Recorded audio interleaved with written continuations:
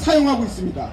그런데 심수미 기자가 법원에 제출한 노승건 차장검사와 주고받은 문자 내용에는 KT통신사 로고가 찍혀 있었습니다. 그래서 변희재 대표 고문 변호사 이동환 변호사가 아니 어떻게 본인이 SKT통신사 핸드폰을 쓰면서 법정에 제출한 문자에는 KT통신사 로고가 있느냐 이렇게 물어보니까 심수미 기자가 법원에서 자기가 선서하고 증언하는 과정에서 어머니 핸드폰으로 노승건 차장검사에게 문자를 보냈다, 이따위 변명을 했습니다. 상식적으로 납득이 가지 않는 변명이지만은 좋다, 알았다, 뭐 심수미가 자기 핸드폰이 아니라 자기 어머니 핸드폰으로 노승건 차장검사한테 보냈다고 우기니까 알았다, 그럼 그 부분을 인정하겠다, 그렇게 넘어갔는데 정확하게 2주 후에 JTBC 기자 손영석 기자가 증인으로 나왔습니다. 참고로 손영석 기자는 심수미 기자의 상관입니다. 같은 그때 당시에 태블릿 PC 보도를 맡았던 그 팀의 팀장급으로 볼 수 있습니다.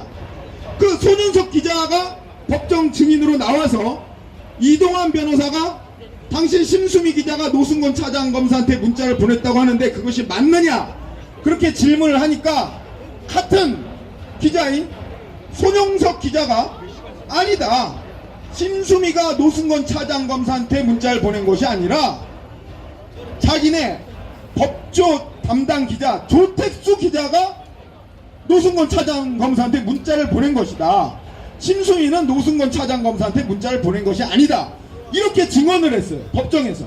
그러면은 누가 봐도 손영석 기자든 심수미 기자든 둘 중에 한 사람은 거짓말을 한 것입니다.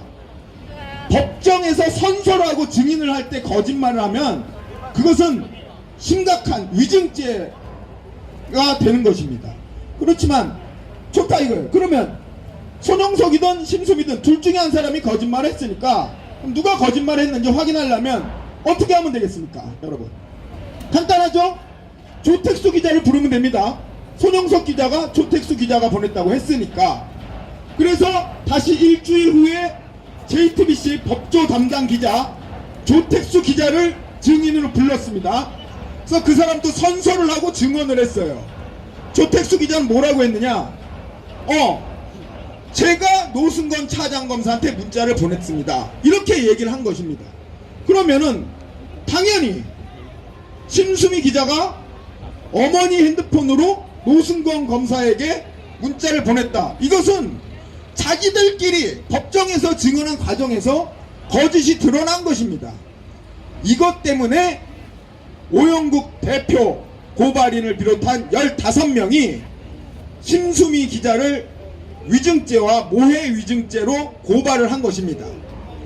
참고로 말하면 위증죄는 법정에서 단순 거짓말을 한 것이고, 모해 위증죄는 다른 사람을 음해하거나 해하기 위해서 법정에서 거짓 증언을 했을 경우에는 모해 위증죄가 적용이 됩니다.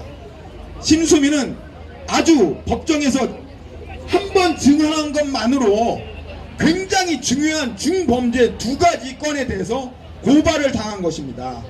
모해 증거 위증, 모해 위증 그리고 위증죄로 2가지 죄로 고발을 당한 것입니다.